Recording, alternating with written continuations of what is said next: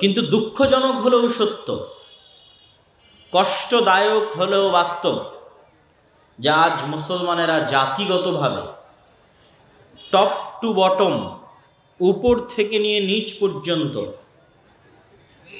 Europe আমেরিকার মুসলমান থেকে শুরু করে, মধ্যপ্রাচ্যের মুসলমান থেকে শুরু করে, বাংলাদেশ, ভারত, পাকিস্তানের মুসলমানেরা পর্যন্ত কারো নিকটে দিন শিক্ষা বহু দূরে থাক, স্বাভাবিক শিক্ষারও কোনো গুরুত্ব নাই। দিন শিক্ষা বহু দূরে থাক, স্বাভাবিক শিক্ষারও কোনো গুরুত্ব নাই। যারা মুসলমানদের সবচেয়ে উন্নত দেশ, যেগুলো মুসলমানদের ডেভেলপড কান্ট্রি, আরব বিশ্বের দেশ, যাদের অঢেল সম্পদ, তারা তাদের টাকা পয়সা ব্যয় করছে পর্যটন আর বিনোদনে।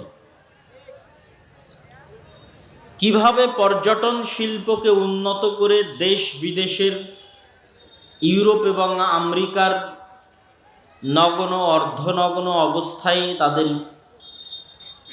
আনন্দ এবং বিনোদনের ব্যবস্থা করে দেওয়া যাবে, এই মর্মে পর্যটন শিল্পকে উন্নত করা। দ্বিতীয়ত, বিনোদনের নামে ক্রিকেট, ফুটবল থেকে শুরু করে জুয়া, গান বাজনা, বাদ্যযন্ত্রের যত আয়োজন আছে, সব কিছুতে কত এগিয়ে যাওয়া যায় এই নিয়ে এক অসম প্রতিযোগিতা চলছে। এবং তারা তাদের সেই অর্থ দিয়ে মুসলমানদের শিক্ষায় পরিবর্তন আনার ব্যাপক ও বৈপ্লবিক কোনো উদ্যোগ গ্রহণ করেনি। তার মানে করছে না তা নয়, করছে, কিন্তু সেটা ব্যাপক এবং বৈপ্লবিক এবং ফোকাসিং নয়। ঠিক আপনারা যদি ইউরোপ এবং আমেরিকায় যে মুসলমানেরা বসবাস করে তাদের দিকে দেখেন, তাহলে Bharat, Bangladesh, Pakistan, Indonesia, Malaysia, Syria, Yemen, Libya, Africa থেকে যত শত শত হাজার হাজার মুসলমান ইউরোপ এবং আমেরিকায় গেছে, তাদের 90% না বিশ্ববিদ্যালয়ের টিচার হওয়ার জন্য গেছে, না মেডিকেলের প্রফেসর হওয়ার জন্য গেছে, না বিজ্ঞান ইনস্টিটিউটের গবেষক হওয়ার জন্য গেছে। 90% গেছে ট্যাক্সি ড্রাইভার হওয়ার জন্য। 90% গেছে রেস্টুরেন্টের ওয়েটার, বয় হওয়ার জন্য, খাবার সার্ভ করবে এই চাকরির জন্য। 90% গেছে দোকানদার হওয়ার জন্য, ফুড পান্ডার, হোম ডেলিভারি করার জন্য। 90% গেছে কেয়ার হোমের জব করার জন্য। এটা হচ্ছে ইউরোপ এবং আমেরিকার মতো উন্নত বিশ্বে বসবাসরত মুসলমানদের সামাজিক অবস্থান। যে ইউরোপ এবং আমেরিকায় ইহুদি যারা বসবাস করে তাদের কতজন বিশ্ববিদ্যালয়ের টিচার, কতজন বড় বিজনেসম্যান, আর কতজন বিজ্ঞানী, আর মুসলমানেরা সারা পৃথিবী থেকে গেছে, আমি শুধু বাংলাদেশের কথা বলছি না, তারা কতজন কি অবস্থানে আছে। তাদের 90% হচ্ছে সমাজের সবচেয়ে নিম্ন শ্রেণীর চাকরি করে। এই হচ্ছে সারা বিশ্বে মুসলমানদের অবস্থা। এবং মুসলমানদের এই গোলামির চিত্র, মুসলমানদের এই অধপতনের চিত্র আরো স্পষ্ট, আরো ব্যতিক্রম এবং আরো ব্যাপকভাবে ফুটে ওঠে যদি আপনি ভূমধ্য সাগরে শরণার্থী হিসেবে আশ্রয় প্রার্থনাকারী কিছু ডুবন্ত নৌকার ছবি দূরবীন দিয়ে দেখতে পারেন।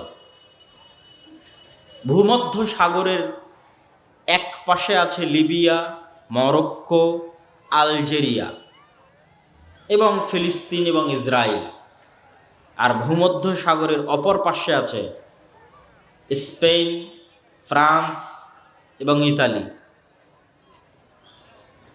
মধ্যের সমুদ্রটা হচ্ছে ভূমধ্য সাগর।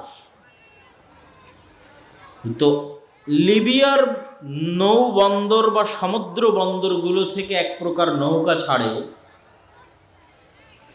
যেই নৌকাগুলো হয় বাতাস দিয়ে ফুলানো রাবারের নৌকা, পাম্প করে ফুলানো নৌকা, যেই নৌকাতে গাদাগাদি করে 300 থেকে 400 জন ওঠে।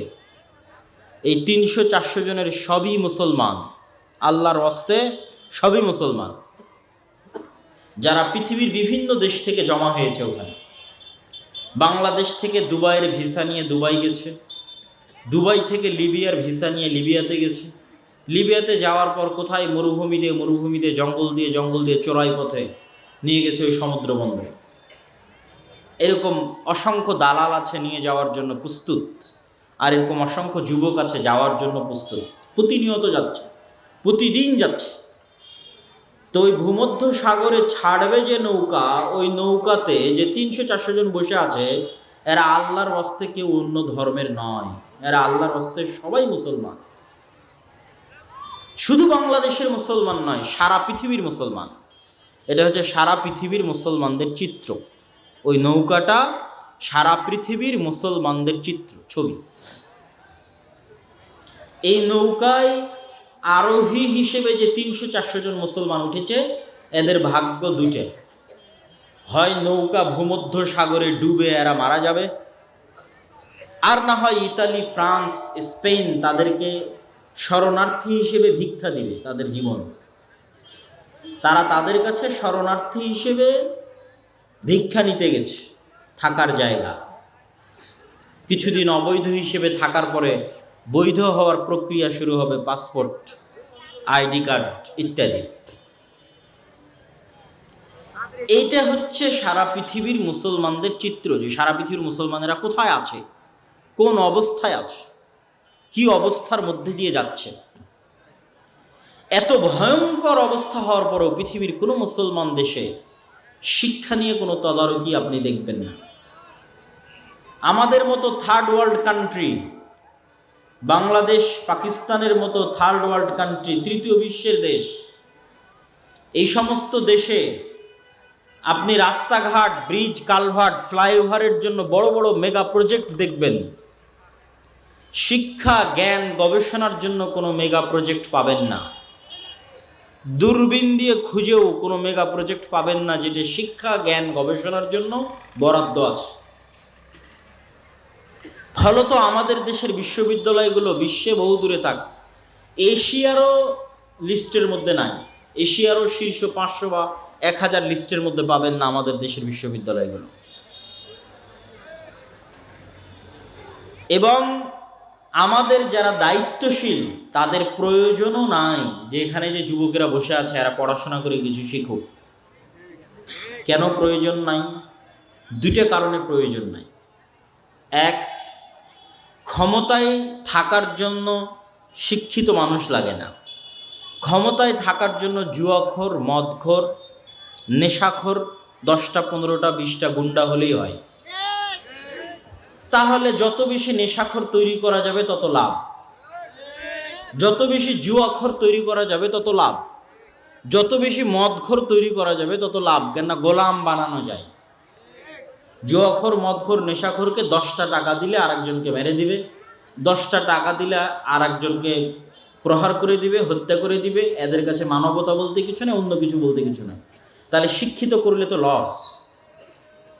শিক্ষিত হিসেবে গড়ে তুললে, মানবতাবোধ দিয়ে গড়ে তুললে, আত্মসম্মান, আত্মমর্যাদা দিয়ে গড়ে তুললে লস। এই জন্য যত বেশি মদখোর, জুয়াখোর, নেশাখোর থাকবে তত দেশের সরকারের দায়িত্বশীলের লাভ, সে যেই থাকুক সরকারে।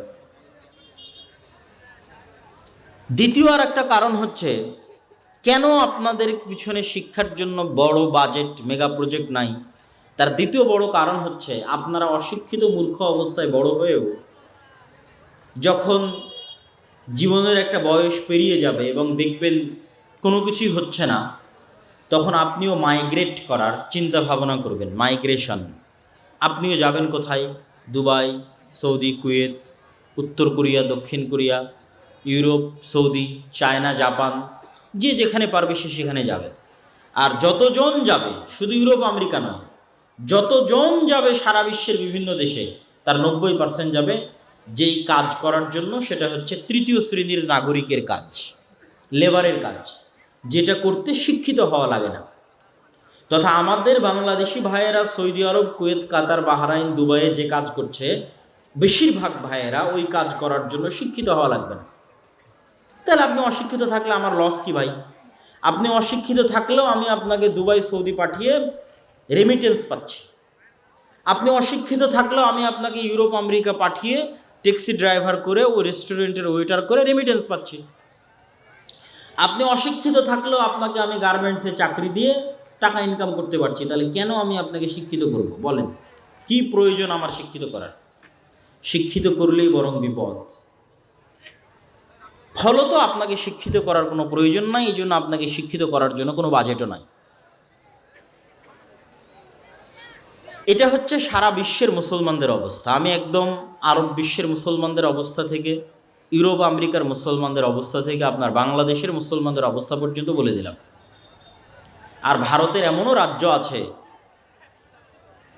রাজ্য আছে যে সমস্ত রাজ্যের জরিপ করলে দেখা যাবে যে আদালতে যতগুলো খুনের মামলা হয়েছে, আদালতে যতগুলো মদ নেশা জুয়ার মামলা হয়েছে, আদালতে যতগুলো চুরি ডাকাতির মামলা হয়েছে, তার 80% মামলার আসামি মুসলমানেরা, আর 20% হচ্ছে হিন্দুরা। মানে পুরো জাতিটা একটা মদখোর, নেশাখোর, জুয়াখোর জাতিতে পরিণত হয়ে গেছে, বলে এয়াজ বিল্লাহ। তাহলে এদের উপর যদি আল্লাহর গজব না আসে, কাদের উপর আসবে? এদের উপর যদি আল্লাহর আযাব না আসে, কাদের উপর আসবে? যাদের চারিত্রিক অধপতন এই জায়গায় গিয়ে পৌঁছেছে।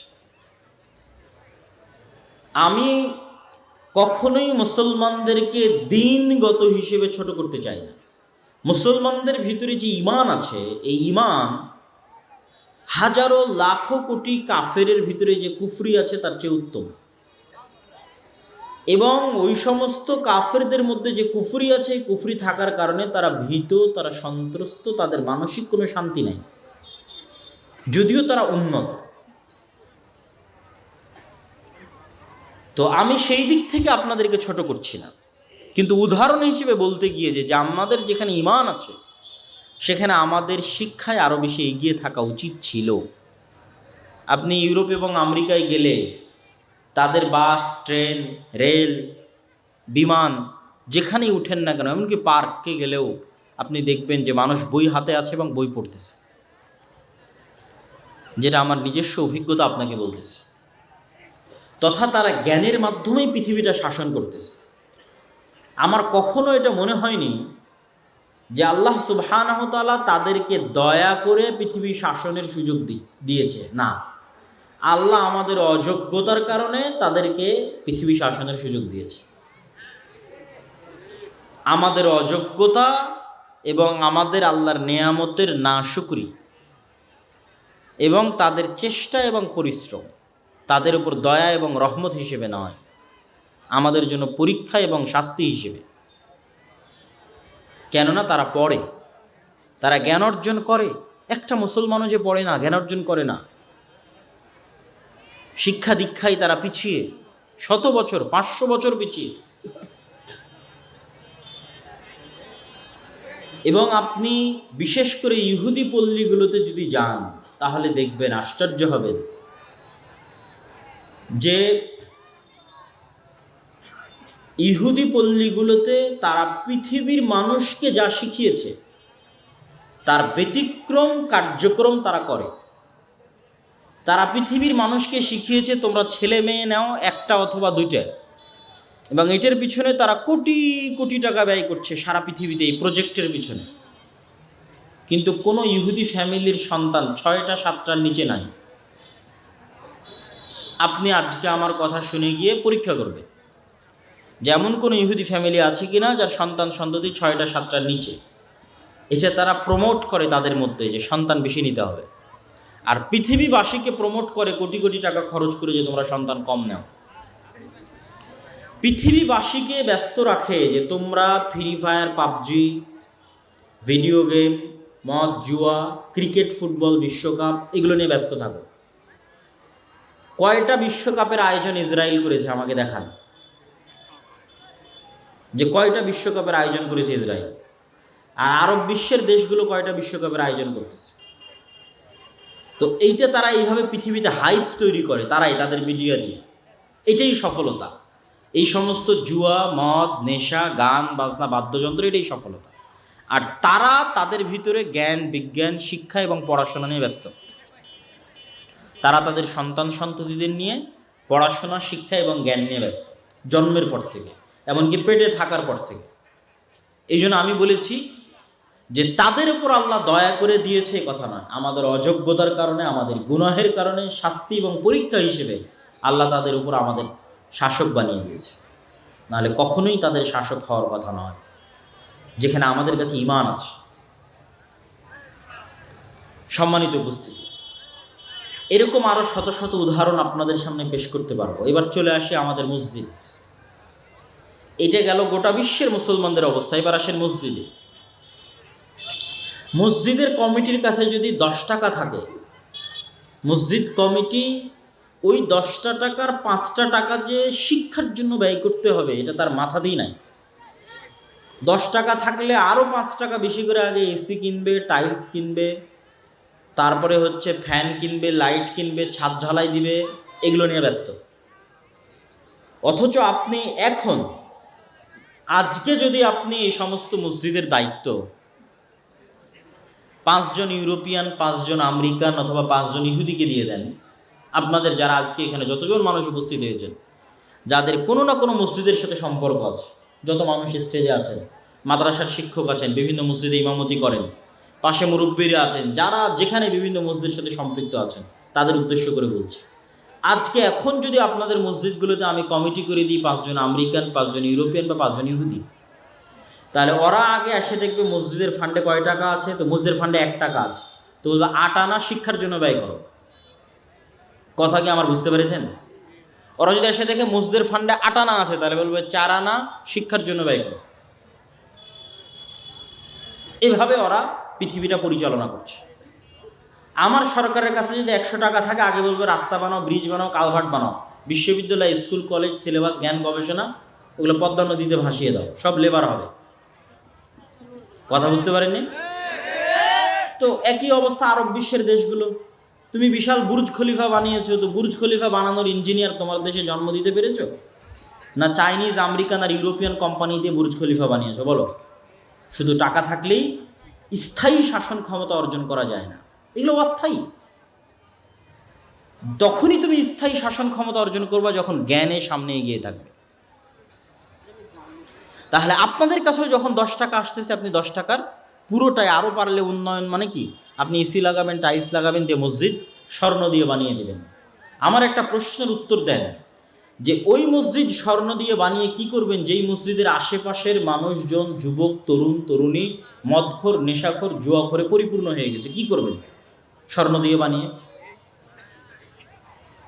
মসজিদ স্বর্ণ দিয়ে বানিয়ে কি করবেন যেই মসজিদের আশেপাশের তরুণ, যুবক, কিশোর মদ, জুয়া, নেশা, ফ্রি ফায়ার, পাবজিতে মত্ত? ওই মসজিদ স্বর্ণ দিয়ে বানিয়ে আপনি করবেন কি? আমাকে উত্তর দেন। ওই মসজিদে একদিন সালাত আদায় করার লোক থাকবে না। আপনার স্বর্ণের মসজিদ বিরান পড়ে থাকবে, কেউ সালাত আদায় করার থাকবে না, কেউ না। কিন্তু ওই মসজিদের 10টা টাকার 5টা টাকা যদি আপনি শিক্ষার জন্য ব্যয় করতেন, মসজিদ যদি নাও থাকে তো মুসলমানেরা খোলা মাঠে সালাত আদায় করবে। জুইলাত লিয়াল আরদু মাসজিদা, সমগ্র পৃথিবী আমার জন্য মসজিদ করা হয়েছে। এবং জরিপ করলে দেখা যাবে, আল্লাহ ভালো জানে, কত লাখ, কত কোটি মুসলমানের সন্তান এই জেনারেশন কোরআন না শিখে এবং দ্বীনের জ্ঞান অর্জন না করে বড় হচ্ছে, যেটা আজ থেকে 20 বা 30 বছর আগের চাইতে বেশি। আজ থেকে 20 বা 30 বছর আগে আপনারা অন্তত মসজিদের মক্তবে কিছু শিখেছিলেন, কিন্তু এখন সেই মক্তব ব্যবস্থা না থাকার কারণে, স্কুলের সিলেবাসগুলো পরিপূর্ণ দিন বিমুখ হওয়ার কারণে দেশ ও জাতির বিশাল একটা অংশ দিন বিমুখ হিসেবে বড় হচ্ছে। এই সমস্যাকে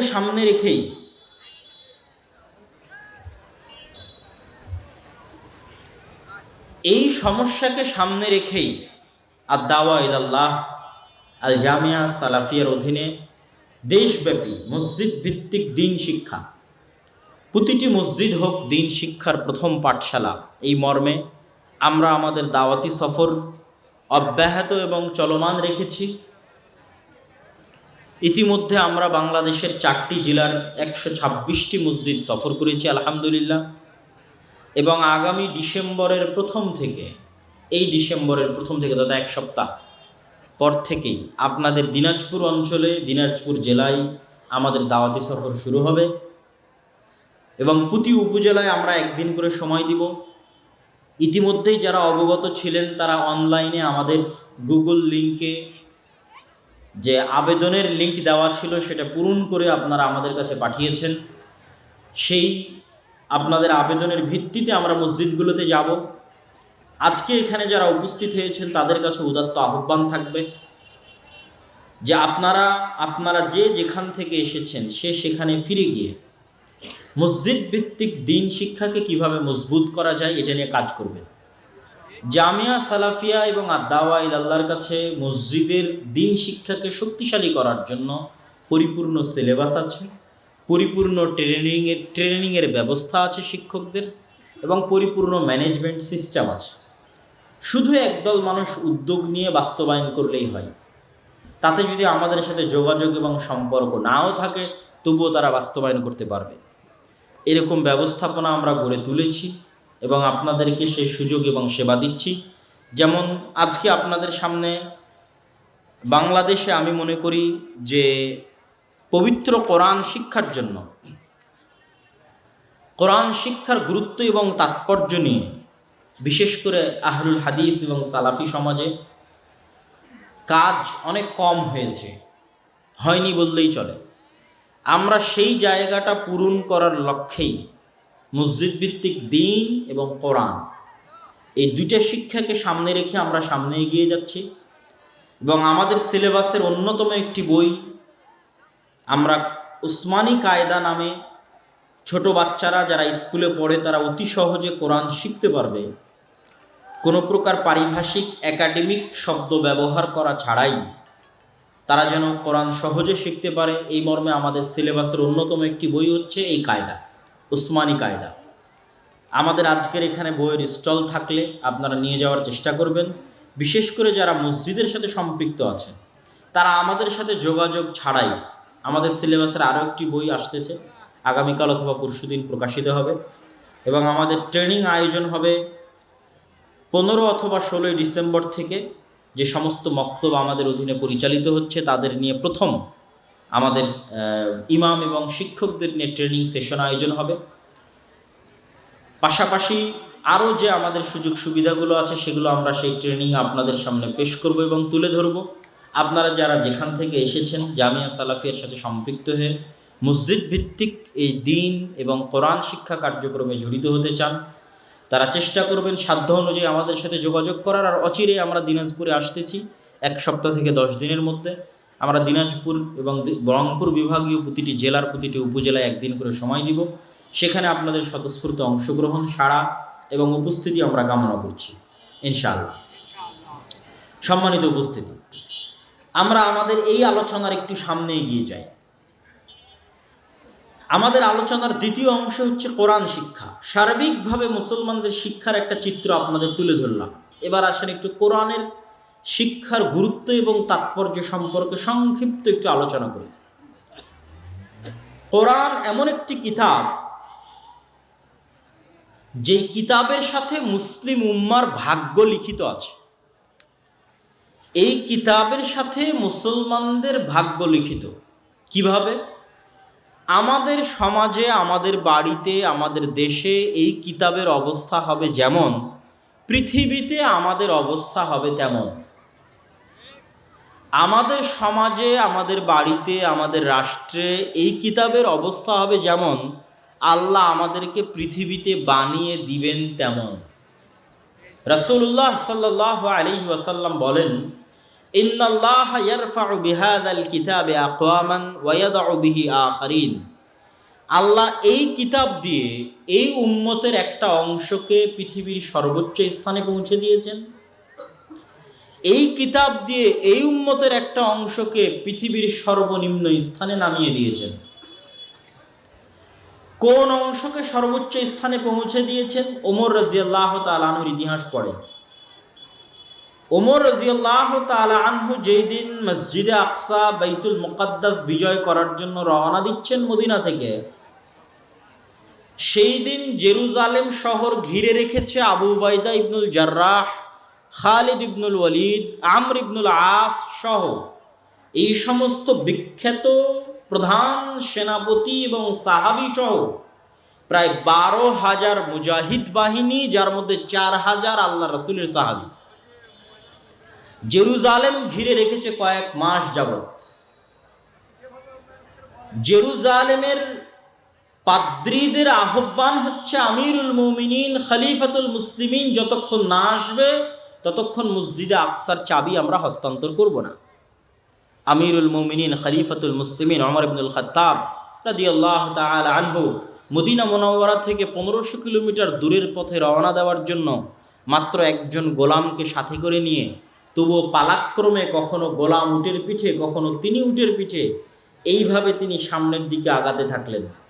যখন তিনি জেরুজালেমের গেটে পৌঁছাচ্ছেন তখন আবু উবাইদা ইবনুল জাররাহ প্রধান সেনাপতি, হেডকোয়ার্টারের পতন হচ্ছে।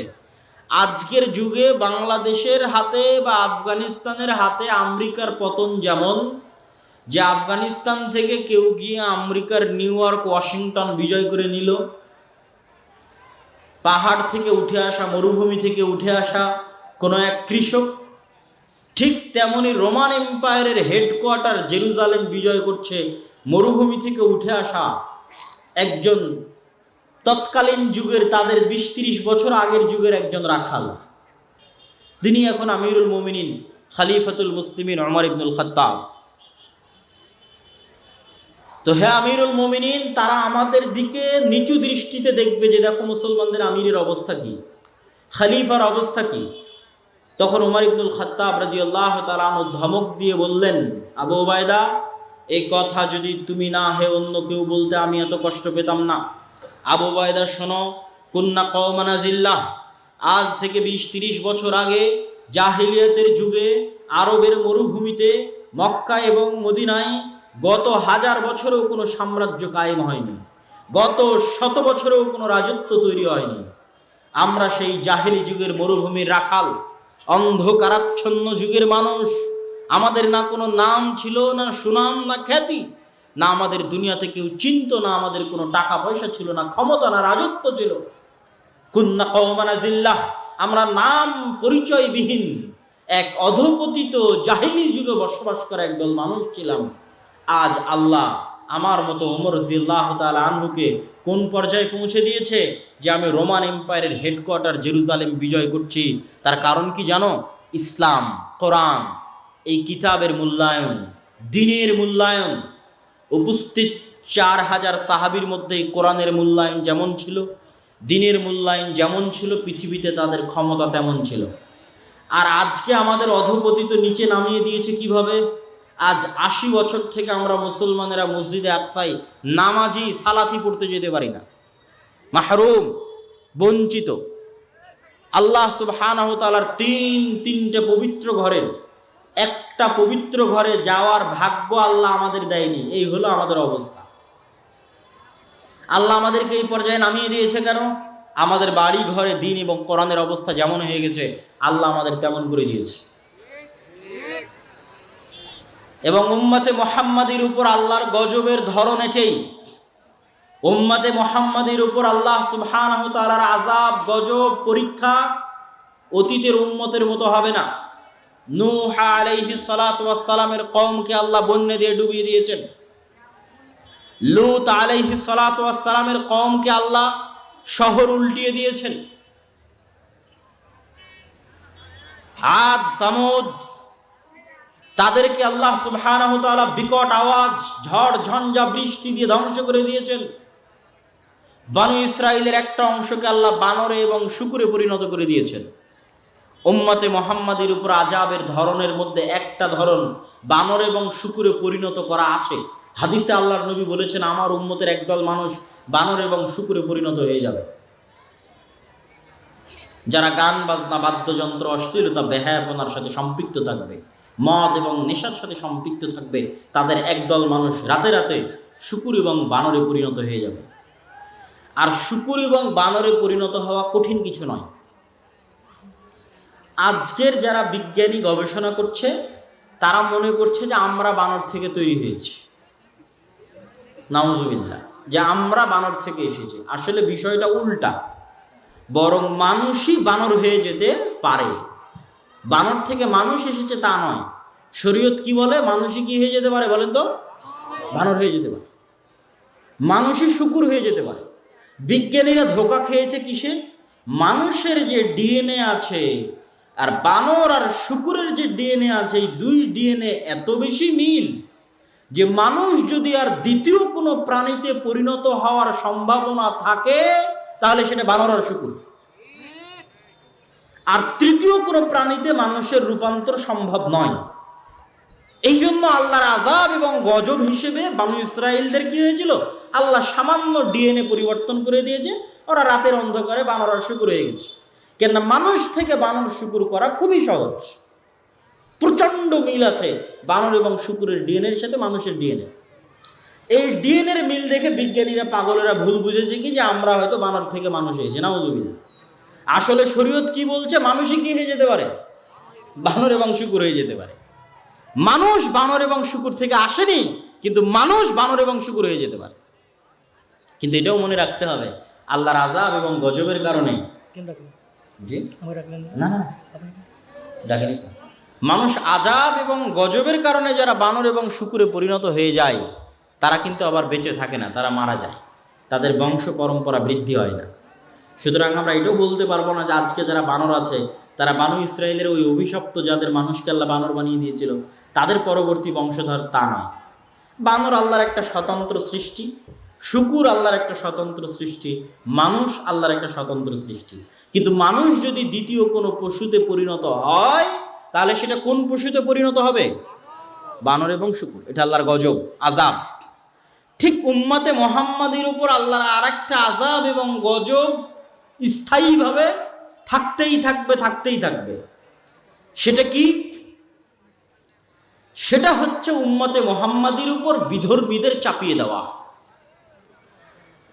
উম্মতে মুহাম্মাদি যদি আপনারা আজকে কাহারোল উপজেলার মানুষ যারা আজকে এখানে একত্রিত হয়েছেন, ইসআল নাফসাকুম ইসআলু আনফুসাকুম, আপনাদের নিজেদের জিজ্ঞেস করেন যে আপনি সর্বশেষ কতদিন কোরআন পড়েননি। আপনারা নিজেদের জিজ্ঞেস করেন আপনাদের বাড়িতে সর্বশেষ কতদিন কোরআন পড়া হয়নি।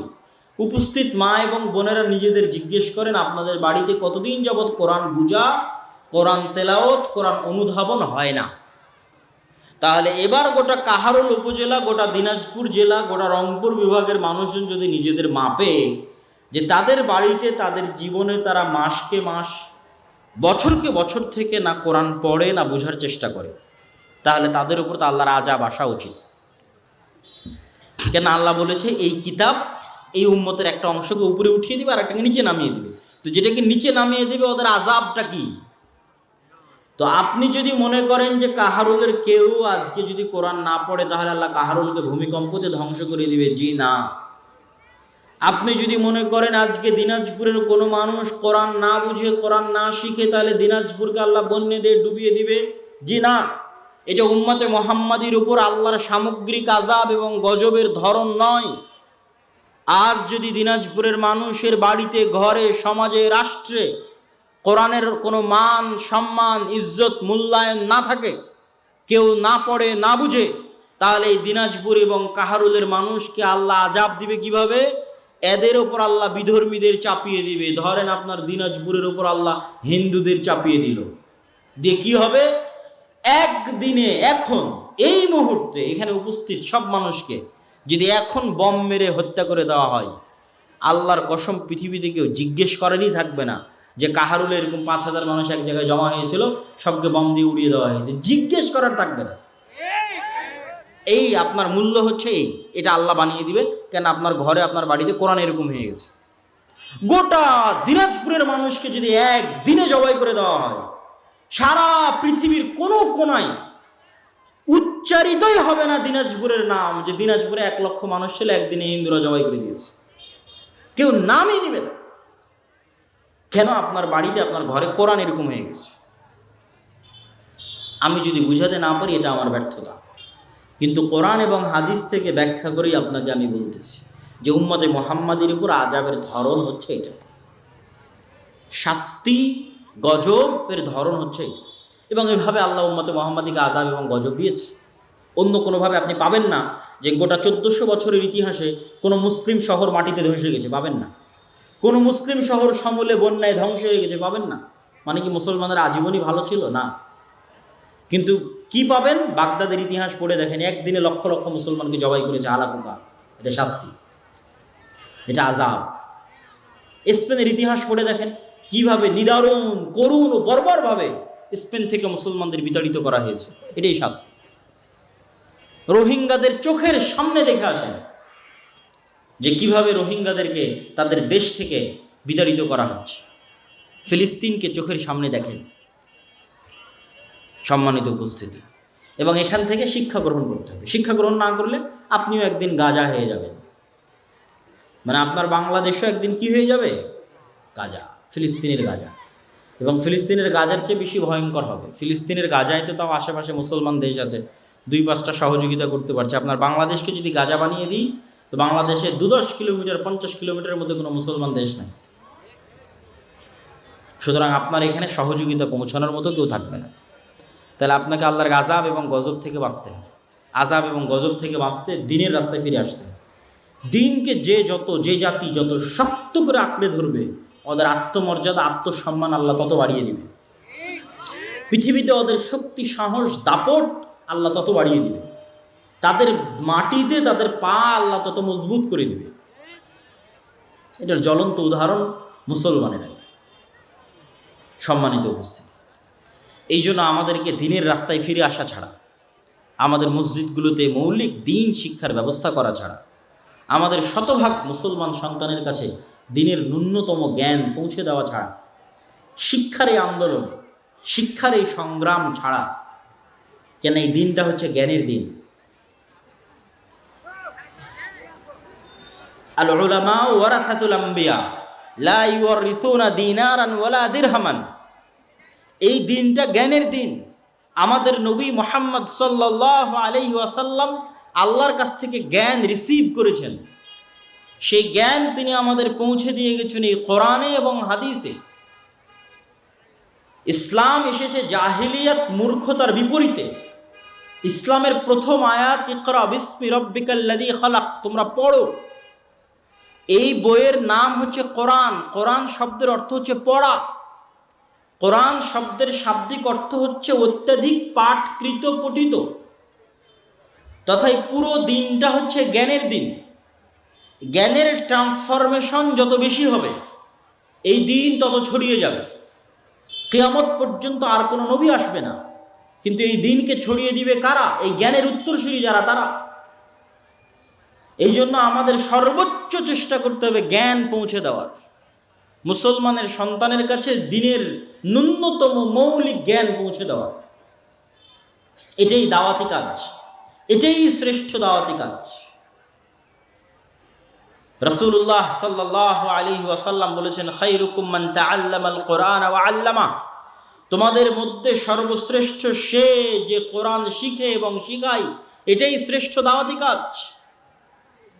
আর এই জন্য এই শিক্ষার দাওয়াতি কাজের সবচেয়ে বড় শত্রু, কোরআনের জ্ঞান ছড়িয়ে দেওয়ার দাওয়াতি কাজের সবচেয়ে বড় শত্রু শয়তান। সবচেয়ে বড় শত্রুকে বলেন শয়তান। আপনাকে আমি দলিল দিই, শয়তান যে সবচেয়ে বড় শত্রু তার দলিল। আমরা খাবারের শুরুতে বললাম বিসমিল্লাহ, পানির শুরুতে বললাম বিসমিল্লাহ, বাথরুম টয়লেটে গিয়ে যাওয়ার শুরুতে বললাম বিসমিল্লাহ, যে কোনো ভালো কাজের শুরুতে বললাম বিসমিল্লাহ, পশু প্রাণী জবাই করার শুরুতে বললাম বিসমিল্লাহ, আর কোরআন পড়ার শুরুতে বললাম আউযু বিল্লাহি মিনাশ শাইতানির রাজিম। একমাত্র ব্যতিক্রম কোরআন, যার শুরুতে আপনাকে শয়তান থেকে বাঁচতে চাইতে হবে, তারপরে বিসমিল্লাহ। কোরআন পড়ার শুরুতে আগে শয়তান থেকে বাঁচতে চাও, তারপরে বিসমিল্লাহ বলো। কেন? এই কোরআন তোমাকে শয়তান পড়তে দিবে না, এই কোরআন তোমাকে শয়তান শিখতে দিবে না।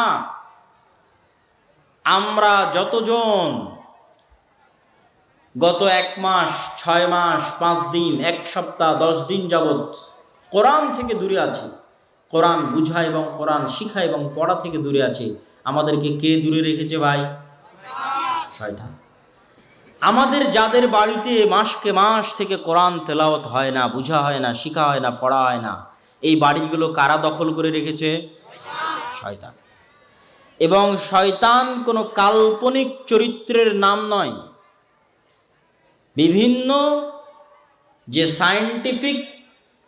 সায়েন্স ফিকশনের যে গল্প, কাল্পনিক গল্প, কাল্পনিক উপন্যাস, কাল্পনিক ভূত পেত্নির গল্প, এই কাল্পনিক কোনো চরিত্রের নাম শয়তান নয়। শয়তান এক অতি বাস্তব, অতি সত্য এবং অতি ভয়ঙ্কর চরিত্রের নাম হচ্ছে শয়তান।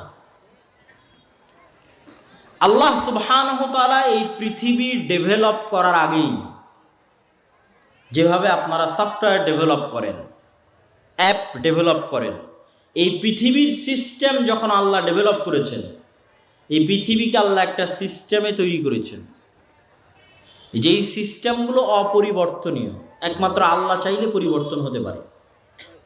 যেমন এই পৃথিবীতে আল্লাহ সিস্টেম কি দিয়েছেন? আগুন জ্বালাবে, এটা সিস্টেম। যে আমি আগুনের মধ্যে হাত দিলে আমার হাত পুড়ে যাবে, এটাই সিস্টেম পৃথিবীর। কিন্তু আগুন নাও পুড়াতে পারে, যদি আল্লাহ বলে ইয়া নারু কুনি বারদান ওয়া সালামান আলা ইব্রাহিম, হে আগুন তুমি ইব্রাহিমের জন্য ঠান্ডা শীতল বরফ হয়ে যাও। এই পৃথিবীর সিস্টেম হচ্ছে চাকু দিয়ে ছুরি চালালে কাটবে, সিস্টেম। ঠিক এই পৃথিবীর অন্যতম একটা সিস্টেম হচ্ছে আল্লাহ মানুষকে রক্ষণাত্মক ভূমিকায় রেখে মানুষের শত্রু হিসেবে বানিয়ে দিয়েছেন, এনিমি হিসেবে বানিয়ে দিয়েছেন শয়তানকে। যেমন ভিডিও গেমে যুবক এবং কিশোরদের এনিমি থাকে, শত্রু থাকে, যার বিরুদ্ধে সে লড়াই করে। এবং প্রতিটা গেম, প্রতিটা খেলায় পাল্টা প্রতিপক্ষ থাকে। ভোটের রাজনীতিতেও পাল্টা প্রতিপক্ষ আছে, ক্রিকেট ফুটবলও পাল্টা প্রতিপক্ষ আছে, ভিডিও গেমের মধ্যেও পাল্টা প্রতিপক্ষ আছে, যে হচ্ছে এনিমি। তো এই পৃথিবীকে আল্লাহ ওইভাবেই ডেভেলপ করেছে যে মানুষের জন্য আল্লাহ কাকে শত্রু করে দিয়েছে বলেন তো? শয়তানকে শত্রু করে দিয়েছে। এবং শয়তানকে আল্লাহ আক্রমণ করার সর্বোচ্চ ক্ষমতা দিয়েছে। শয়তানকে আক্রমণ করার সর্বোচ্চ ক্ষমতা দিতে গিয়ে রাসূলুল্লাহ সাল্লাল্লাহু আলাইহি ওয়াসাল্লাম বলেন, ইয়াজরি মাজরা দাম, শয়তান মানুষের রক্ত কণিকার সাথে প্রবাহিত হয়, চলতে পারে। মানুষের শরীরের রগে রগে, রক্তে রক্তে শয়তান চলতে পারে। ইয়াজরি মাজরা দাম, এই ক্ষমতা আল্লাহ শয়তানকে দিয়েছে। শয়তানকে দ্বিতীয় ভয়ঙ্কর যে ক্ষমতা আল্লাহ দিয়েছে আদম সন্তানের উপর আক্রমণ করার জন্য, সেটা হচ্ছে ইউসবিসু ফি সুদুরিন নাস। আজকের পৃথিবীতে এমন কোনো টেকনোলজি আবিষ্কার হয়নি যে আমি এখানে মোবাইলে বাটন চাপলে আপনাদের সবার অন্তরে মেসেজ চলে যাবে। এরকম কোনো টেকনোলজি আবিষ্কার হয়নি। যদি হতো তাহলে আমাকে রাজশাহী থেকে সফর করে আর শায়েখ আব্দুর রাজ্জাক বিন ইউসুফকে ঢাকা থেকে সফর করে আজ এখানে আসা লাগতো না। আমরা একটা বাটন চাপতাম আর এখানে যতজন উপস্থিত হয়েছে সবার অন্তরে অন্তরে মেসেজ চলে যেত। কিন্তু মোবাইল বলেন, কম্পিউটার বলেন, মাইক বলেন, এগুলো একটাও সেই প্রযুক্তি নয়। সবগুলোই কি আমাকে চিল্লাতে হবে আর আপনি কান দিয়ে শুনবেন। পার্থক্য এতটুকু কি, আমি মোবাইলে চিল্লাচ্ছি, আপনি 1000 কিলোমিটার দূরে মোবাইল দিয়ে শুনছেন, কিন্তু ভাই কান দিয়ে শুনতে হবে, আপনার অন্তরে পাঠানোর কোনো উপায় নাই। পার্থক্য কি, আগে মুখে বলতাম, এখন মাইকে চিল্লাচ্ছি, আপনাকে কান দিয়েই শুনতে হচ্ছে, আপনার অন্তরে দেওয়ার কোনো উপায় আমার কাছে নাই। কিন্তু শয়তানকে আল্লাহ এই শক্তি দিয়ে দিয়েছে যে শয়তান যদি আমাদের কিছু বলতে চায় তাহলে আমাদের কানে বলা লাগবে না, আমাদেরকে চিঠি লেখা লাগবে না যে আমরা পড়ব, মেসেজ লেখা লাগবে না যে আমরা পড়ব, সরাসরি ইউয়াসবিসু ফি সুদুরিন নাস, শয়তান সরাসরি কোথায় মেসেজ দিতে পারে? অন্তরে। শয়তান সরাসরি মানুষের অন্তরে মেসেজ দিতে পারে। ফলত আদম সন্তান মহাবিপদে। আদম সন্তান জানে না কোনটা তার ইচ্ছা, কোনটা শয়তানের প্ররোচনা। এই এক বিপদে আমরা প্রতি সেকেন্ড পার করছি। আল্লাহর কসম, প্রত্যেকটা সেকেন্ড আমরা এই বিপদে পার করছি। আপনি যদি শয়তানের এই অংশটুকু ভালোভাবে বুঝে যান, আপনার কাছে গোটা দুনিয়া পানির মতো, দুধ কা দুধ পানি কা পানি হয়ে যায়গা। যে পৃথিবীতে কি চলতেছে আপনি ধরে ফেলতে পারবেন, পৃথিবীর রহস্য কি ধরে ফেলতে পারবেন। আপনি সকালবেলা ফজরের সালাত বাদ দিয়ে ঘুমিয়ে আছেন, আপনি মনে করছেন আমার আরামের জন্য ঘুমিয়ে আছি, আমার আয়েশের জন্য ঘুমিয়ে আছি। কিন্তু এই লজিক যদি আপনি বুঝে যান যে পৃথিবীর ডেভেলপ সিস্টেমটা কিভাবে ডেভেলপ করা আছে, তাহলে আপনি বুঝবেন যে সকালে আপনার ইচ্ছায় আপনি ঘুমিয়ে নাই, বরং শয়তানের প্ররোচনায় আপনি ঘুমিয়ে আছেন। কিন্তু এটা আপনি জানেনই না যে শয়তান আপনাকে এভাবে আপনার অন্তরে মেসেজ দিতে পারে। এই ক্ষমতা শয়তানের আছে। এটা আপনাকে দুনিয়ার কোনো স্কুল, কোনো কলেজ, কোনো ইউনিভার্সিটি, কোনো থিসিস, কোনো রিসার্চ পেপার কেউ আপনাকে বলবে না। পৃথিবীর কেউ আপনাকে বলে দিবে না এটা। পৃথিবীর যেখানে যাবেন সবাই বলবে তোমার মন মতো চলো, মনের কথা শোনো, সবাই বলবে। কেউ বলবে না যে তোমার অন্তরে শয়তান নামে একটা চরিত্র আছে, যার প্রভাব আছে, অতএব সাবধান। এ কথা কেউ বলবে না। কেন বলবে না ভাই? আপনারা যদি একটু, আমাদের হাতের ডানে এবং পিছনে অনেক ভাই দাঁড়িয়ে আছে, একটু কি হালকা হালকা করে সামনে আসা সম্ভব? একটু ডানে বামে এবং সামনে একটু করে চেপে বসেন এবং ধৈর্য ধরে শেষ পর্যন্ত বক্তব্য শুনতে হবে। আমরাও দূর থেকে এসেছি, আপনারাও দূর থেকে এসেছেন। আমরা আপনাদের কাছে দুটো দিনের কথা পৌঁছাতে পারলে আমাদের লাভ, আপনারা শুনলে আপনাদের লাভ। একটু অল্প অল্প করে এগিয়ে আসেন যতদূর সম্ভব হয়। ওই যে মধ্যের ফাঁকা জায়গাটা একটু পূরণ করেন, যে একটু এগিয়ে আসেন, অল্প অল্প করে আগান এবং ডানে বামে এগুলো আগান। বিশেষ করে যারা ডানে দাঁড়িয়ে আছেন তারা কোনোভাবে ভাইজান ভিতরে বসা যায় কিনা দেখেন। আপনাদের কোনো স্বেচ্ছাসেবকরা থাকলে তাদেরকে একটু পাঠিয়ে দেন, যাতে মানুষজনকে বসার ব্যবস্থা করে দিতে পারে। অনেক মানুষ দাঁড়িয়ে আছে। সম্মানিত উপস্থিতি, আজকে আমরা এই মুহূর্তে যে আলোচনাটা করতেছি শয়তান, এই আলোচনা, এই টপিক, এই বিষয় দুনিয়ার কোনো স্কুল, কলেজ, ইউনিভার্সিটি আপনাদের শিখাবে না। কোনো রিসার্চ পেপার, কোনো পিএইচডি, কোনো থিসিস কোথাও পাবেন না। কিন্তু আজকে যদি একবার ভালো করে বুঝে যান, তাহলে এই পৃথিবীর সকল রহস্য আপনার কাছে ফাঁস হয়ে যাবে। তাহলে কি বলছিলাম, সকালবেলা আপনি ঘুমিয়ে আছেন, বলেন তো আপনার ইচ্ছায় না শয়তানের প্ররোচনায়? শয়তানের প্ররোচনায়। এবং আল্লাহর নবী সরাসরি হাদিসে বলছেন যে শয়তান মানুষের কাঁধের কাছে এসে গিট দেয় আর বলে, নাম ইন্নাল লাইলা লাতাবিল, ঘুমাও, রাত অনেক লম্বা, ঘুমাও, অনেক রাত লম্বা। শয়তান বলে, তথা শয়তান আপনার অন্তরে ওয়াসওয়াসাটা দেয়। তো আমরা যতজন সালাত ছেড়ে দিচ্ছি, গান শুনছি, জুয়া খেলছি, বিড়ি সিগারেট খাচ্ছি, নেশা করছি, হারাম ইনকামের সাথে জড়িত আছি, সবাই আজকে একটা জিনিস ক্লিয়ার বুঝে যান যে আপনি সুদের টাকায় যদি লোন নিয়ে থাকেন, এই লোন আপনার ইচ্ছায় আপনি নেননি, শয়তান আপনাকে প্ররোচনা দিয়ে নেওয়ায়েছে। ক্লিয়ার বুঝে যান। আপনি যদি গান শুনতে আপনার ভালো লাগে, আমি আপনাকে আল্লাহর কসম করে বলছি, এটা আপনার নিজের পরিপূর্ণ ইচ্ছা নয়, বরং এখানে শয়তানের প্ররোচনা আছে। সে আপনার কানে এবং আপনার অন্তরে এটাকে ভালো লাগায়। এর এতখানি আক্রমণ করার ক্ষমতা আল্লাহ শয়তানকে দিয়ে দিয়েছে।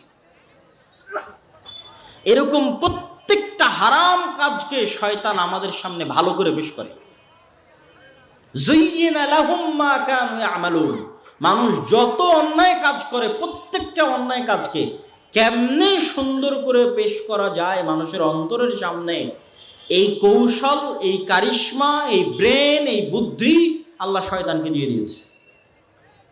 তাহলে আদম সন্তান বাঁচবে কেমনে? এত বড় আক্রমণ করার ক্ষমতা যদি আল্লাহ শয়তানকে দিয়ে দেয়, তাহলে পৃথিবীতে ভারসাম্য রক্ষা হবে কেমনে? আমরা যে গেম খেলবো, যেই গেম খেলার জন্য আল্লাহ আমাদের পৃথিবীতে পাঠিয়েছে, আমরা যে একটা সফটওয়্যারের মধ্যে আছি, এই পৃথিবীর সফটওয়্যারের মধ্যে, যেখানে আল্লাহ সিস্টেমকে এভাবে ডেভেলপ করে দিয়েছে, তা আমরা জিতবো কেমনে ভাই? শয়তানের বিরুদ্ধে জিতবো কেমনে? শয়তান তো আমাদের অদৃশ্য এনিমি। তার জন্য আল্লাহ সুবহানাহু ওয়া তাআলা কোরআন মাজিদে দুটো কথা বলেছেন। এক, ফাইম্মা ইয়াতিয়ান্নাকুম মিন্নি হুদান ফামান তাবিআ হুদায়া ফালা খাউফুন আলাইহিম ওয়ালা হুম ইয়াহজানুন। আমার পক্ষ থেকে তোমাদের নিকটে আসবে হেদায়াত, তোমরা যদি এই হেদায়াতের অনুসরণ করো, একদম যেখানে আদম আলাইহিস সালাতু ওয়াস সালামের ঘটনা আল্লাহ বলেছে, সেখানে আল্লাহ সুবহানাহু ওয়া তাআলা বলছে কুলনাহবিতু মিনহা জামিআ, যে জান্নাত এবং আসমান সব জায়গা থেকে আল্লাহ নামিয়ে দিলেন। জান্নাত থেকে আদমকে নামিয়ে দিলেন, আসমান থেকে ইবলিসকে নামিয়ে দিলেন। নামিয়ে দেওয়ার পর আল্লাহ তাদের পরস্পরকে কি করে দিলেন? শত্রু করে দিলেন। ওখানে আল্লাহ বলছে ওয়াকুলনাহবিতু বা'দুকুম লিবা'দিন আদু, তোমরা নেমে যাও, তোমরা পরস্পরের শত্রু। এখান থেকে গেম শুরু, প্রতিযোগিতা শুরু, কিয়ামত পর্যন্ত এই প্রতিযোগিতা চলবে। আল্লাহ কোরআনে বলে এই সিস্টেম যে পৃথিবী আল্লাহ এইভাবে ডেভেলপ করেছে, এটা আল্লাহ কোরআনে বলে দিয়েছে স্পষ্ট করে, যে আমার পৃথিবী এভাবে ডেভেলপ করা আছে যে শয়তান তোমার শত্রু এবং তাকে আমি এই ক্ষমতা দিয়েছি। এখন তুমি বাঁচবা কিভাবে? ফাইম্মা ইয়াতিয়ান্নাকুম মিন্নি হুদান ফামান তাবিআ হুদায়া ফালা খাউফুন আলাইহিম ওয়ালা হুম ইয়াহজানুন। তোমাদেরকে বাঁচানোর জন্য আমি যুগে যুগে নবী পাঠাবো, রাসূল পাঠাবো, আর নবী আর রাসূলের সাথে আমার কিতাব পাঠাবো। প্রত্যেক যুগে যারা আমার পাঠানো নবী রাসূল এবং কিতাবের কথা মেনে নিবে, তাদের কোনো ভয় নাই, কোনো দুশ্চিন্তা নাই, শয়তান তাদের কোনো ক্ষতি করতে পারবে না। বলেন আল্লাহু আকবার।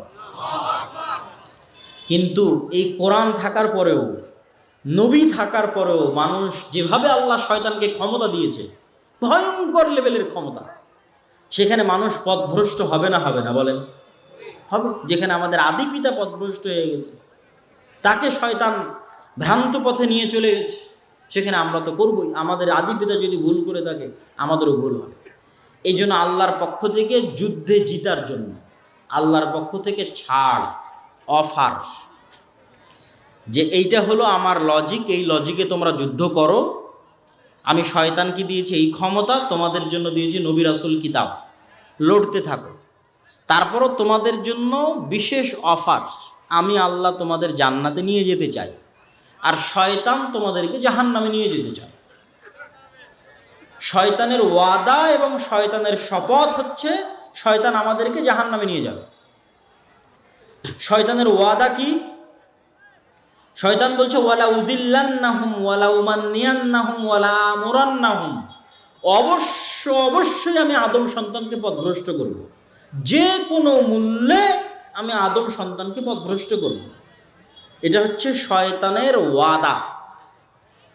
তো এখন আল্লাহ তার শয়তানের বিপরীতে গিয়ে আল্লাহ একটা চ্যালেঞ্জ করে দিলেন, যে শয়তান নিয়ে যেতে চায় জাহান্নামে, আল্লাহ নিয়ে যেতে চান কোথায় বলেন তো? জান্নাত। এই জন্য আল্লাহর পক্ষ থেকে অফার মানুষের জন্য, পৃথিবীর সকল মানুষের জন্য, যে শয়তান রাত দিন 24 ঘন্টা পরিশ্রম করে তোমাদেরকে দিয়ে যা গুনাহ করাবে এবং করিয়েছে, এখন পর্যন্ত করিয়েছে, তোমার মরা পর্যন্ত করাবে। আমার কিতাব থাকার পরেও, আমার রাসূল থাকার পরেও, রাসূলের হাদিস থাকার পরেও তোমাদেরকে দিয়ে 24 ঘন্টা পরিশ্রম করে যা গুনাহ করাবে, সকাল থেকে সন্ধ্যা পর্যন্ত, জন্ম থেকে মৃত্যু পর্যন্ত, তোমরা যদি আমার নিকটে একবার ক্ষমা চাও, আমি আল্লাহ শয়তানের সকল পরিশ্রম বাতিল করে দিয়ে তোমাদেরকে ক্ষমা করে দেব।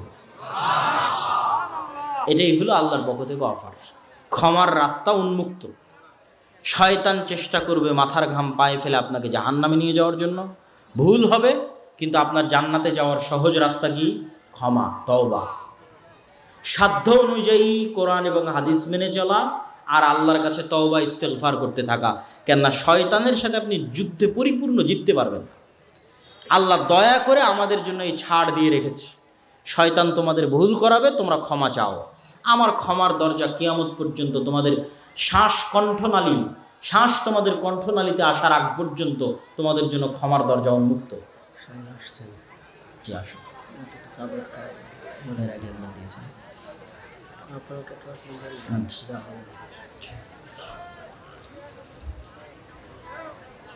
তো শয়তানের এই লজিক যে পৃথিবীকে আল্লাহ সুবহানাহু ওয়া তাআলা এভাবে ডেভেলপ করেছেন, পৃথিবীভাবে পরিচালিত হচ্ছে, আর এই কথাটুকু আপনাকে অন্যরা কেন বলে দিবে না?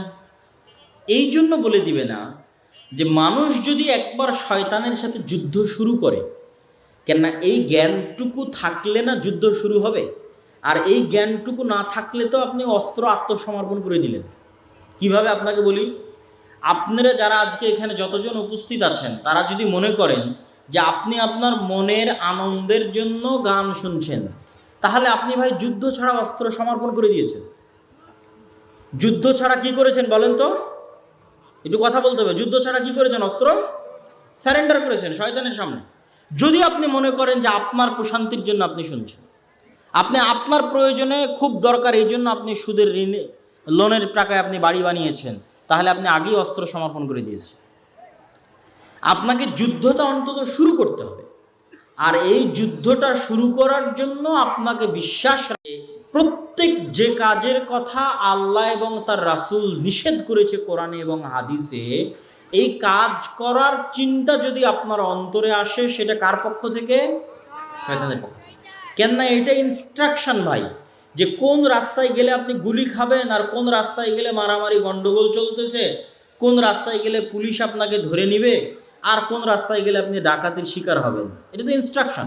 গেমের মধ্যে যেমন আপনাকে ইনস্ট্রাকশন দেয়, এই রোডে তোমার শত্রু আছে, এই রোড দিয়ে যাও, এই দিক দিয়ে, এই ঘরে তুমি অস্ত্র পাবা, তা আপনি তো জানেন না, আপনি কিছুই জানেন না, জিরো। আপনার অন্তরের উপর আপনার কন্ট্রোল ক্ষমতা নাই, তো আপনি করবেন কি পৃথিবীতে এসে? কে জানাবে আপনাকে? This is the instruction. এখানে আপনাকে দিক নির্দেশনা দিবে, দেখো এটা শয়তানের, সাবধান, এটা শয়তানের। নিবেন একটা উদাহরণ দেয় আল্লাহ কোরআনে বলছে, ইন্নামাল খামরু ওয়াল মাইসিরু ওয়াল আনসাবু ওয়াল আজলাম রিজসুম মিন আমালিশ শাইতান। কোরআনে লেখা আছে, মানে আপনাকে ইনস্ট্রাকশনে লিখে দিয়ে পাঠানো আছে যে মদ, জুয়া, মূর্তি পূজা কার কাজ? ইনস্ট্রাকশনে লেখা আছে যে এই মদ, জুয়া এবং মূর্তি পূজার রাস্তায় যদি হাঁটো, তাহলে এটা কার রাস্তা? শয়তানের রাস্তা। তুমি বিপদে পড়ে যাবে, শয়তান তোমাকে ফাঁসিয়ে দিবে, সাবধান। তো আপনাকে অন্তত যুদ্ধটা স্টার্ট করতে হবে, শুরু করতে হবে। আপনি যদি বিড়িখোর হয়ে থাকেন, বিড়ি সিগারেটের নেশা থেকে থাকে, তাহলে আপনাকে প্রত্যেকটা বিড়ি খাওয়ার সময় মনে করতে হবে যে এই বিড়ি খাওয়ার প্ররোচনা আপনাকে কে দিচ্ছে? শয়তান দিচ্ছে। তাহলে অন্তত যুদ্ধটা শুরু হবে। না হলে তো আপনি অস্ত্র, বিনা যুদ্ধে অস্ত্র সমর্পণ করে দিয়েছেন। তারপরে আপনি হাজার বিড়ি খান, কিন্তু এটা মনে করে খান আপনাকে খাওয়াচ্ছে কে? শয়তান। আপনি যখন কোনো মেয়ের সাথে অবৈধ সম্পর্কে লিপ্ত আছেন, তখন আপনাকে কি মনে রাখতে হবে? এটা করাচ্ছে কে? তারও অন্তরে প্ররোচনা দিচ্ছে শয়তান, আপনার অন্তরেও প্ররোচনা দিচ্ছে শয়তান। তাহলে যুদ্ধ শুরু হবে, আপনার ব্রেনে কাজ করবে যে আমি আর কতক্ষণ শয়তানের গোলামি করব, আর কতক্ষণ শয়তানের দাসত্ব করব। পৃথিবীতে মানুষ দুই প্রকার, এর বাইরে কোনো মানুষ নাই। হয় ইবাদুর রহমান, না হয় ইবাদুর শয়তান। হয় আল্লাহর গোলাম, না হয় শয়তানের গোলাম। আর পৃথিবীর এই যে লক্ষ লক্ষ মানুষ, সারা পৃথিবীর, ইউরোপ, আমেরিকা, চায়না, এদেরকে শয়তান পাগল বানিয়ে রেখেছে। গোটা পৃথিবীর মানুষকে শয়তান কি বানিয়ে রেখেছে? পাগল বানিয়ে রেখেছে। তাদের কাছে এই লজিক কেউ কোনোদিন তুলেও ধরে না, কেউ কোনোদিন বলেও না, তারা জানেও না। সব শয়তানের গোলাম। এদের অন্তরগুলো কার কন্ট্রোলে আছে? শয়তানের কন্ট্রোলে। সুতরাং পৃথিবীতে এরা বসবাস করছে গরু, ছাগল, কুকুর, শ্রীগালের মতো। কোনো লজিক নাই পৃথিবীতে বসবাস করার, কোনো উদ্দেশ্য নাই। সুতরাং শয়তান সাকসেসফুল। মাত্র যাদের কাছে কোরআন আছে, একমাত্র এই অন্ধকার থেকে বের করতে পারবে কোরআন। কোরআনে এগুলো বলে দেওয়া আছে, পৃষ্ঠায় পৃষ্ঠায়, পাতায় পাতায় বলা আছে, ইন্নাশ শাইতানা লাকুম আদুউম মুবিন। এই মানুষেরা, শয়তান তোমাদের সবচেয়ে বড় শত্রু। লা তাত্তাবিউ খুতুওয়াতিশ শাইতান। এই মানুষেরা, তোমরা শয়তানের পদাঙ্ক অনুসরণ করিও না। কত নিবেন এরকম আয়াত পবিত্র কোরআনে? অসংখ্য আয়াত। কোরআন পাঠানোই হয়েছে শয়তানের বিরুদ্ধে, নবী রাসূল পাঠানোই হয়েছে শয়তানের বিরুদ্ধে। এই জিনিসটা আমাদের ফিল করতে হবে যে কোরআন এসেছে কার বিরুদ্ধে বলেন তো? একটু জোরে বলেন, কার বিরুদ্ধে এসেছে কোরআন? নবী রাসূল এসেছে কার বিরুদ্ধে? শয়তানের বিরুদ্ধে। পুরো ইসলাম কার বিরুদ্ধে? শয়তানের বিরুদ্ধে। এটা হচ্ছে পুরো ইসলামের সারমর্ম, আপনাকে বলে দিলাম। এবং এই সারমর্মের অসংখ্য দলিল দিতে পারবো। রাসূলুল্লাহ সাল্লাল্লাহু আলাইহি ওয়াসাল্লাম বলছেন, ইযা আকালা আহাদুকুম ওয়া লাম ইয়াযকুর ইসমাল্লাহ, যখন তোমাদের কেউ খায় আর বিসমিল্লাহ না বলে, ইয়াকুলু মাআহু শাইতান, তার সাথে কে খায়? শয়তান খায়।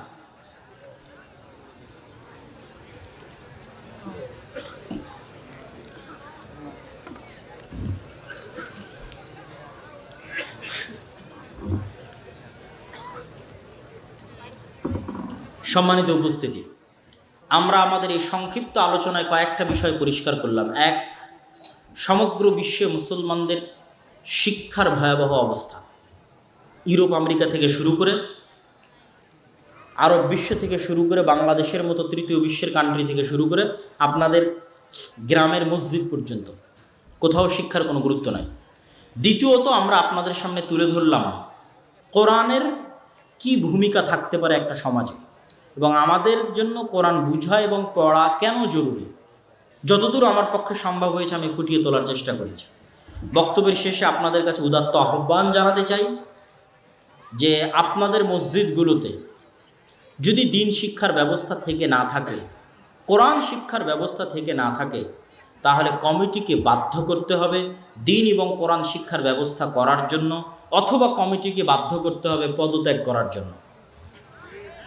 তবুও মসজিদে দিন এবং কোরআন শিক্ষার ব্যবস্থা করতে হবে। দ্বিতীয়ত, মসজিদে যদি অর্থের সংকট মনে হয়, তাহলে মসজিদের টাইলস আর এসি আর ফ্যান বাজারে বিক্রি করে দিয়ে মসজিদে কোরআন শিক্ষা চালু করতে হবে। তবুও মসজিদে দিন এবং কোরআনের শিক্ষার ব্যবস্থা করতে হবে শতভাগ মুসলমানের কাছে দিনের জ্ঞান পৌঁছে দেওয়ার জন্য। এবং আমরা আল জামিয়া সালাফিয়ার পক্ষ থেকে এই উদ্যোগ নিয়ে কাজ করতেছি সারা দেশে। আপনারা যে যেভাবে পারেন এটার সাথে সম্পৃক্ত হয়ে আপনাদের মসজিদগুলোতে আমাদের সিলেবাস অনুযায়ী এবং আমাদের শিক্ষক ট্রেনিংয়ের মাধ্যমে শক্তিশালী মজবুত দিন শিক্ষার দুর্গ হিসেবে গড়ে তোলার জন্য প্রত্যেকটা মসজিদকে আপনাদের প্রতি আমি উদাত্ত আহ্বান জানাচ্ছি। পাশাপাশি আগামী 2রা ফেব্রুয়ারি সম্ভবত আল জামিয়া সালাফিয়া তেঘরা বিরল দিনাজপুরে সালাফি কনফারেন্স আছে। সেই সালাফি কনফারেন্সে আপনাদের স্বতঃস্ফূর্ত অংশগ্রহণ করার জন্য উদাত্ত আহ্বান জানাই। এবং আগামী ডিসেম্বরের শুরু থেকে গোটা রংপুর বিভাগে আমাদের যে দাওয়াতি সফর শুরু হচ্ছে, দিনাজপুর জেলাকে দিয়ে আমরা দাওয়াতি সফর শুরু করব ইনশাল্লাহ। এই দাওয়াতি সফরে আপনাদের স্বতঃস্ফূর্ত অংশগ্রহণ কামনা করে অত্র জালসার আয়োজন সহ দিনী কাজে সহযোগিতা করার জন্য দানের হাত বাড়িয়ে দেওয়ার উদাত্ত আহ্বান জানিয়ে আমি আমার বক্তব্য শেষ করতে চাচ্ছি। আপনাদের যদি স্বেচ্ছাসেবক ভাইরা থাকে তাহলে তাদেরকে ভিতরে যাওয়ার জন্য আমি অনুরোধ জানাচ্ছি। তাদের হাতে আপনারা সাধ্য অনুযায়ী অত্র প্রতিষ্ঠান এবং অত্র সম্মেলনকে সহযোগিতা করণার্থে আল্লাহ সুবহানাহু ওয়া তাআলাকে সন্তুষ্টি করার লক্ষ্যে আপনারা অবশ্যই সহযোগিতা করার চেষ্টা করবেন। 5 টাকা হলেও 10 টাকা হলেও কেউ বাদ যাবেন না। এবং মহিলা প্যান্ডেলে যারা আছেন তারাও অংশগ্রহণ করবেন। আমার জানা মতে আজকে মহিলা প্যান্ডেলেও আমাদের বই পুস্তক রাখার ব্যবস্থা করা আছে সম্ভবত, আমি যতদূর জানি। তো সেক্ষেত্রে আপনারা আমাদের কায়দাকে মূল্যায়ন করার চেষ্টা করবেন। এবং আহলে হাদিস সমাজে আমরাই প্রথম কোরআন নিয়ে কাজ করতেছি, সুতরাং এই কায়দা এবং আমাদের কোরআন কেন্দ্রিক এই কাজকে আপনারা মূল্যায়ন করার চেষ্টা করবেন। আমাদের আরও যে সমস্ত বইগুলো আছে সেই বইগুলোকে মূল্যায়ন করার চেষ্টা করবেন। আপনাদেরকে ওই স্বেচ্ছাসেবক কেউ তো যেতে দেখলাম না।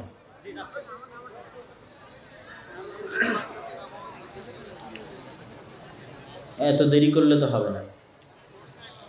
তো আমরা আপনাদেরকে আরও কয়েকটি বিষয় জানিয়ে রাখি এই স্বল্প সময়ের মধ্যে। আল জামিয়া আস-সালাফিয়া রূপগঞ্জ নারায়ণগঞ্জে আমাদের সালাফি কনফারেন্স আছে 7 এবং 8ই মার্চ। এবং প্রত্যেক প্রতিষ্ঠানে ভর্তির সময় দেওয়া আছে 1 জানুয়ারি। 1 জানুয়ারির পূর্ব পর্যন্ত আপনারা ফর্ম সংগ্রহ করতে পারবেন। এবং ডাঙ্গিপাড়া হোক, দিনাজপুর হোক, বরিশাল হোক, নারায়ণগঞ্জ হোক, সব জায়গাতে ভর্তির দিন হচ্ছে 1 জানুয়ারি। পাশাপাশি আমরা প্রত্যেকটি শাখায় আমাদের শিক্ষার মান সুনিশ্চিত রাখতে এখন পর্যন্ত অন্য আরও 10টি 15টি 20টি প্রতিষ্ঠানের চাইতে আমরা সক্ষম হয়েছি। এবং এগিয়ে আছে এটা আমরা দাবি করে বলতে পারি। উদাহরণ হিসেবে আপনাদের সামনে জামিয়া সালাফিয়া ডাঙ্গিপাড়ার কথাটি রাখতে পারি, যেখানে শুধু দেশি নয় বিদেশি শিক্ষকগণ অবস্থান করে থাকেন। ভারতের আহলে হাদিসদের সবচেয়ে বড় প্রতিষ্ঠান জামিয়া সালাফিয়া বানারসের সিনিয়র মুহাদ্দিসগণ সেখানে শিক্ষকতা করে থাকেন, যারা মাঝে মধ্যে আপনাদের জামিয়া সালাফিয়া তেঘরা বিরল দিনাজপুরেও আসেন এবং এখানেও মাঝে মধ্যে খণ্ডকালীন শিক্ষক হিসেবে ক্লাস নেওয়া এবং শিক্ষকদের তদারকি করে থাকেন। পাশাপাশি মদিনা ইসলামী বিশ্ববিদ্যালয় থেকে 3 জন শিক্ষক 10 দিনব্যাপী জামিয়া সালাফিয়াতে দার্স দিয়ে গেছেন। আগামী জানুয়ারিতে আরও 2 জন শিক্ষক মদিনা ইসলামী বিশ্ববিদ্যালয় থেকে আসবেন। সেই হিসেবে দেশি বিদেশি ছাত্র এবং শিক্ষক মিলিয়ে এবং জামিয়া সালাফিয়া থেকে যে পত্রিকাগুলো বের হয়, মাসিক আল ইতিসাম, ছাত্ররা একটা পত্রিকা বের করে কিশলয়, এবং ছাত্ররা অসংখ্য আরবি, ইংরেজি এবং বাংলা দেয়ালিকা প্রকাশ করে। এবং আমাদের জামিয়া সালাফিয়ার সিস্টেমগুলো ডিজিটালাইজড এবং সফটওয়্যার ভিত্তিক পরিচালিত হয়। সেই হিসেবে আমরা এই প্রতিষ্ঠানকে বাংলাদেশের মাদ্রাসা শিক্ষার জগতে একটি ব্যতিক্রম, সর্ববৃহৎ এবং সবচেয়ে উন্নত শিক্ষা প্রতিষ্ঠান হিসেবে দাবি করলে ভুল হবে না বলে মনে করি। অতএব এই প্রতিষ্ঠানগুলোকে মূল্যায়ন করার, এই প্রতিষ্ঠানগুলোর জন্য আল্লাহ সুবহানাহু ওয়া তাআলার দরবারে দোয়া করার আপনাদের কাছে আহ্বান জানাই, যেন আল্লাহ সুবহানাহু ওয়া তাআলা জামিয়া সালাফিয়ার সাথে সংশ্লিষ্ট যা কিছু আছে, আর দাওয়া ইলাল্লাহর মাধ্যমে মসজিদ ভিত্তিক দিন শিক্ষা, মাসিক আল ইতিসাম থেকে শুরু করে যা কিছু পরিচালিত হচ্ছে, সকল কিছুকে যেন আল্লাহ সুবহানাহু ওয়া তাআলা কবুল করে, আল্লাহুম্মা আমিন। এবং সকল কার্য